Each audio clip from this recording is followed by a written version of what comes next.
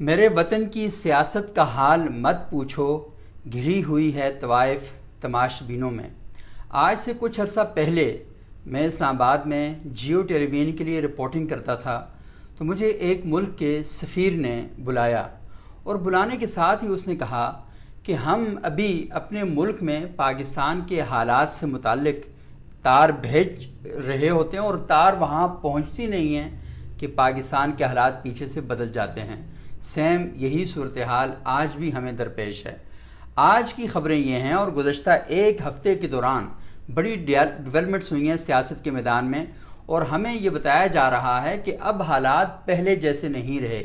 عمران خان کا جو بیانیہ ہے وہ سر چڑھ کے دوڑ رہا ہے، اور ایوان صدر میں عمران خان صاحب کی اور چیف آف آرمی سٹاف کی جو مبینہ ملاقات ہوئی ہے، جسے خود عمران خان نے ایک ٹی وی چینل پر تسلیم بھی کیا ہے، اس کے بعد یہ کہا جا رہا ہے کہ حالات بڑی حد تک بدل چکے ہیں۔ شہباز گل کی رہائی کو بھی ہمارے کچھ صحافی دوست اسی ملاقات کا نتیجہ قرار دے رہے ہیں۔ اگر یہ ملاقات شہباز گل کی رہائی کا نتیجہ سمجھی جاتی ہے اور اس کے نتیجے میں یہ رہائی ہوئی ہے، تو پھر پاکستان کے نظام عدل پر بہت ہی گہرے قسم کے سوالات جو ہیں وہ پیدا ہو رہے ہیں۔ اور دوسری بات یہ ہے کہ آج پاکستان کے بڑے سینئر صحافی ہیں مظہر عباس صاحب، انہوں نے ایک ٹویٹ کیا ہے، اور یہ ٹویٹ اصل میں پاکستان کی اسی نظام سیاست کو بہت بری طرح ایکسپوز کر رہا ہے۔ انہوں نے اپنی ٹویٹ میں لکھا ہے کہ عمران خان کی واپسی کا سفر شروع ہو چکا ہے، ڈیل آلموسٹ فائنل، یعنی ڈیل تقریباً فائنل ہو چکی ہے، اور اگر کوئی ڈرامائی تبدیلیاں ایک دو ہفتے کے اندر رونما نہ ہوئیں تو یہ ڈیل جو ہے اس کو فائنل سمجھا جائے۔ اور یہ بھی انہوں نے کہا ہے کہ الیکشن اگلے سال ہوں گے، اور جو نیو گورنمنٹ ہے، اگلی نئی گورنمنٹ جو ہے، سارے اہم فیصلے جو ہیں وہ نئی گورنمنٹ ہی لے گی۔ اب اس میں ایک بڑا اہم سوال ہے کہ وہ نئے فیصلے اور اہم ترین فیصلے کون سے ہیں جو نئی گورنمنٹ لے گی۔ تو میرا خیال یہ ہے کہ ان کا اشارہ آرمی چیف کی تعیناتی سے متعلق ہے، اور عمران خان صاحب نے کامران خان صاحب کے شو میں واضح طور پر اس جانب اشارہ بھی کیا ہے کہ جو اہم فیصلے ہیں وہ نئی گورنمنٹ کو ہی لینے چاہیے۔ اب جب نئی گورنمنٹ یہ فیصلے لے گی تو پاکستان میں آج کل تو الیکشن کی صورتحال بالکل نہیں ہے۔ پاکستان اس وقت تین بحرانوں کے اندر پھنسا ہوا ہے، ایک سیلاب کا بحران ہے، دوسرا معیشت کا بحران ہے، اور تیسرا سیاست کا بحران ہے۔ تو جب یہ تین بحران ہمارے سروں کے اوپر کھڑے ہیں اور ان کا جادو سر چڑھ کے بول رہا ہے، تو اس ٹائم پر اگر آپ نے، کیونکہ آپ الیکشن اس وقت کروا نہیں سکتے، سیلاب کی وجہ سے پاکستان کا ایک بڑا حصہ ڈوبا ہوا ہے، اور الیکشن کمیشن کے لیے یہ بہت ہی مشکل ہوگا،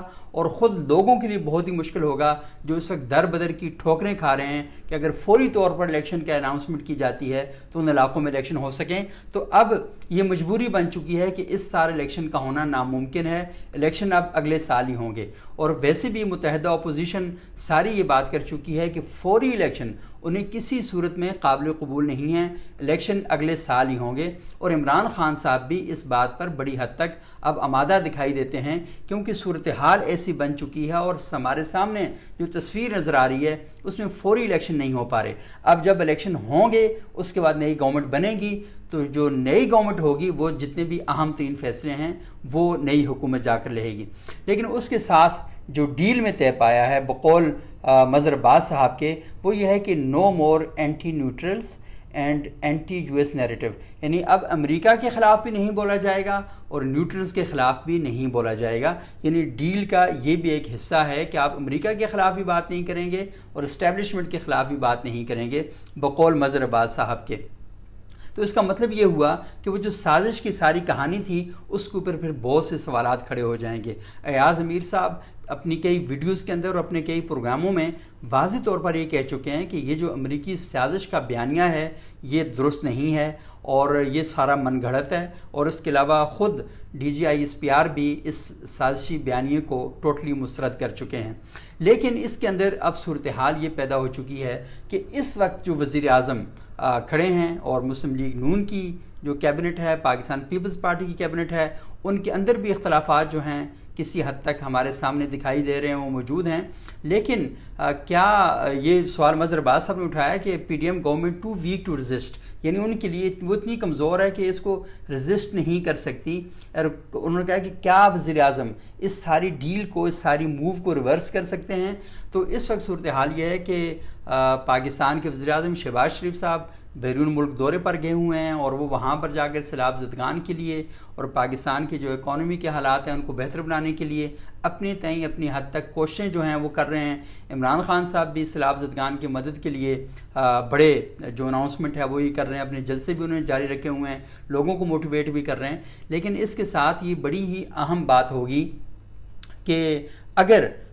شہباز شریف کی گورنمنٹ اگر وہ یہ سمجھتی ہے کہ اس ساری صورتحال میں ڈیل کچھ اور ہو چکی ہے تو ان کے لیے پھر ان چیزوں کو آگے لے کر جانا کس قدر آسان ہوگا، تو بہت ہی مشکل صورتحال جو ہے وہ اس حکومت کے اوپر آ گئی ہے، اور یہ حکومت بڑی پرابلم کے اندر ہے۔ لیکن سوال یہ پیدا ہوتا ہے کہ کچھ عرصہ پہلے جب یہ بات کہی گئی تھی کہ حالات جو ہیں بڑے خوفناک ہیں، حالات بڑے خطرناک ہیں، اور ان دنوں میں متحدہ اپوزیشن کا یہ مطالبہ تھا کہ از-سر-نو الیکشن کروائے جائیں۔ از-سر-نو الیکشن کے مطالبے پر متحدہ اپوزیشن بھی کنونس تھی، اور اس وقت متحدہ اپوزیشن کی پارٹیوں کے مختلف اہم ممبران کے ساتھ ہماری ملاقات بھی ہوئی، میں خود ملا اور میں نے ان سے پوچھا کہ آپ لوگ اصل میں تحریک عدم اعتماد کے بعد کرنا کیا چاہ رہے ہیں؟ تو ان کا یہ کہنا تھا بڑا کلیئر اور دو ٹوک، وہ یہ کہنا چاہ رہے تھے کہ ہم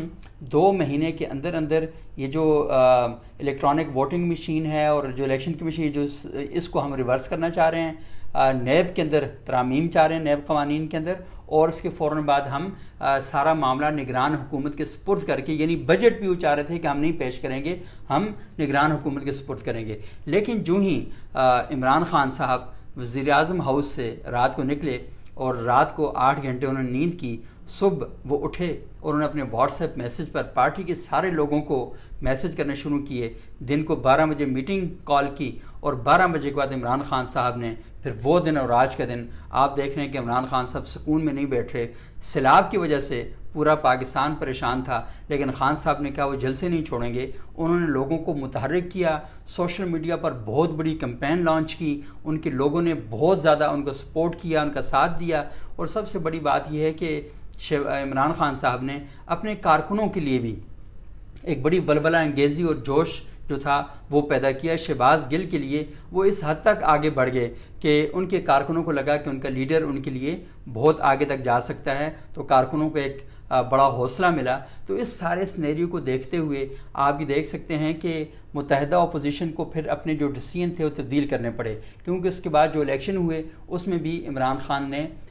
میدان مار لیا، اگرچہ کہ ان کی اپنی سیٹیں تھیں، لیکن اپنی سیٹیں جو ہیں انہوں نے ساری حاصل کر لیں۔ تو اس سارے سنیریو کے اندر یہ جو تبدیلی، جو ایک نئی تبدیلی کی ہوا جو چل پڑی ہے، اور یہ کہا جا رہا ہے کہ صورتحال جو ہے تبدیل ہونے جا رہی ہے، یہ بہت ہی امپورٹنٹ ہوگا۔ لیکن یہ سوالیہ نشان بھی ہیں ہماری سیاست کے اوپر، ہماری گورنمنٹ کے اوپر، ہماری اسٹیبلشمنٹ کے حوالے سے، ہمارے عدالتی نظام کے اوپر، کہ یہ سارا کچھ ہونے کیا جا رہا ہے، ہم کب سبق سیکھیں گے؟ اور تاریخ جو روزانہ ہمارے سامنے آ رہی ہے، اور وہ کسی نے بڑا خوبصورت کہا تھا کہ برسوں گزر گئے، حالات حاضرہ تبدیل ہونے کو نہیں آ رہے۔ اس میں شیخ رشید احمد صاحب نے ایک ٹویٹ کی ہے، وہ میں آپ کے سامنے پڑھ دیتا ہوں، اس سے بھی آپ کو اندازہ ہو جائے گا کہ جو بیک ڈور مفاہمت جو ہے وہ بڑی حد تک اس وقت لگ رہا ہے کہ فائنل ہو چکی ہے۔ اور وہ یہ انہوں نے لکھا ہے کہ اب جو آرمی چیف کی تعیناتی کا مسئلہ ہے وہ عمران خان کی طرف سے ایشو نہیں ہے۔ انہوں نے لکھا کہ اصل تعیناتی کا مسئلہ پاکستان پیپلز پارٹی اور شہباز شریف میں پڑ گیا ہے۔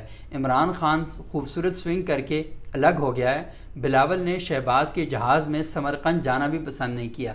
پس پردہ مفاہمتی کوششیں 15 اکتوبر تک کامیاب ہو سکتی ہیں، ورنہ سڑکوں پر جوڑو کراٹے ہوں گے۔ ایم کیو ایم کی سیاست اس کے گلے پڑ گئی ہے، وقت پر فیصلے نہ ہوں تو وقت انتظار نہیں کرتا۔ یہ بہت ہی اہم میسج ہے، اور شیخ رشید صاحب کو کہا جاتا ہے کہ وہ گیٹ نمبر 4 پہ ہمیشہ کھڑے ہوئے پائے جاتے ہیں، اور ان کے جو ٹویٹس ہوتے ہیں یا ان کے جو جملے ہوتے ہیں، جو بیانات وہ دیتے ہیں، تو ان میں کہیں نہ کہیں جو آراء ہوتی ہیں وہ